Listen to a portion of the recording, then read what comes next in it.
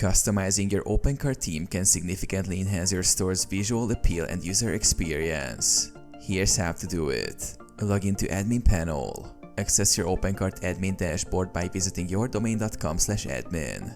Enter your login credentials. Select the theme. Navigate to Extensions, and select Themes from the drop-down menu.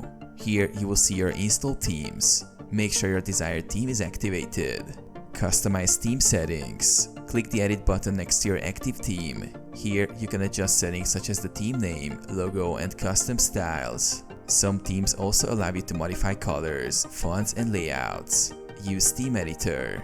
If your theme includes a built-in editor, you can directly customize layout elements and design features. Look for options under Design, Layouts to edit page structures. Edit CSS and templates. For more advanced customization, access the theme files via FTP. Modify the CSS files in the Catalog, View, Theme, Your Theme, Style Sheet folder for styling changes. You can also edit TPL files in Catalog, View, Theme, Your Theme, Template for structural adjustments. Clear cache. After making changes, clear your cache via Dashboard, Gear icon, Clear Theme Cache to ensure your updates are visible.